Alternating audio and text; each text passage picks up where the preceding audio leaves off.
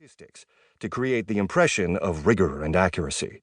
Dubious claims are given a veneer of legitimacy by glossing them with numbers, figures, statistics, and data graphics. New school bullshit might look something like this.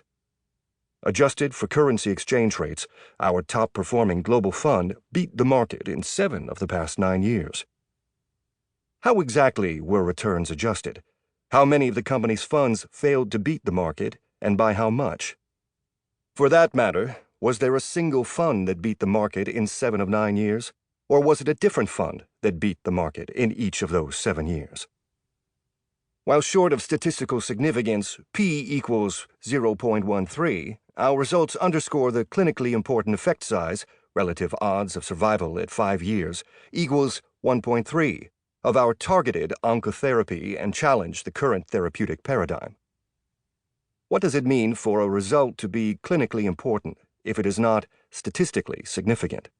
Is 5-year survival a relevant measure for this particular cancer? Or are most patients deceased within 3 years? Why should we imagine that any of this challenges the current therapeutic paradigm?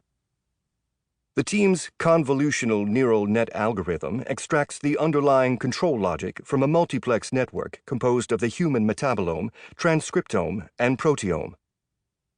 What is a multiplex network? Why are connections among these various ohms meaningful, and how are they measured? What does the author mean by control logic?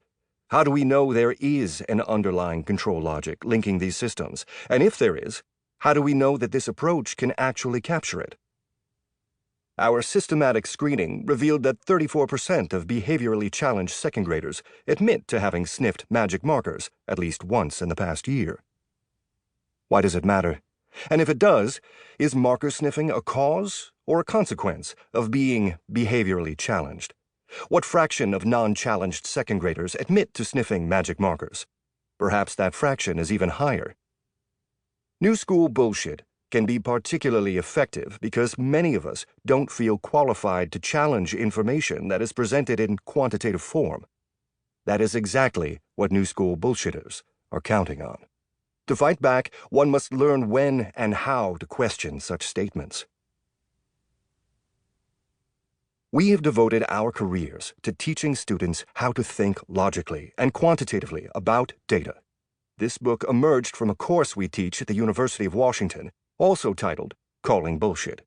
We hope it will show you that you do not need to be a professional statistician or econometrician or data scientist to think critically about quantitative arguments.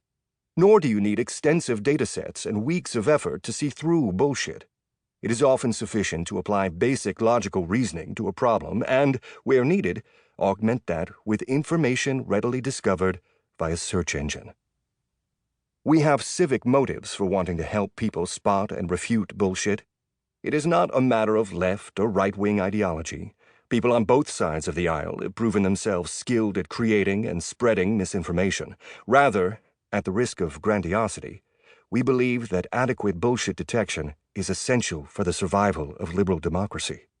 Democracy has always relied on the critically thinking electorate, but never has this been more important than in the current age of fake news and international interference in the electoral process via propaganda disseminated over social media.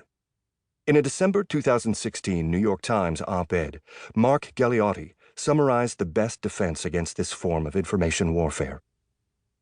Instead of trying to combat each leak directly, the United States government should teach the public to tell when they are being manipulated.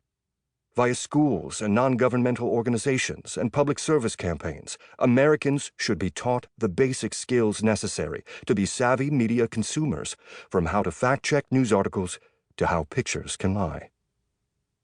As academics with decades of experience teaching data science, statistics, and related subjects at a public university, we know how to teach this sort of thinking. We believe that it can be done without taking sides politically. You may not agree with us about the optimal size of the federal government, about what constitutes an acceptable degree of government involvement in our private lives, or how the country should conduct itself on the world stage. But we're good with that. We simply want to help people of all political perspectives resist bullshit. Because we feel that a democracy is healthiest when voters can see through the bullshit coming from all sides. We are not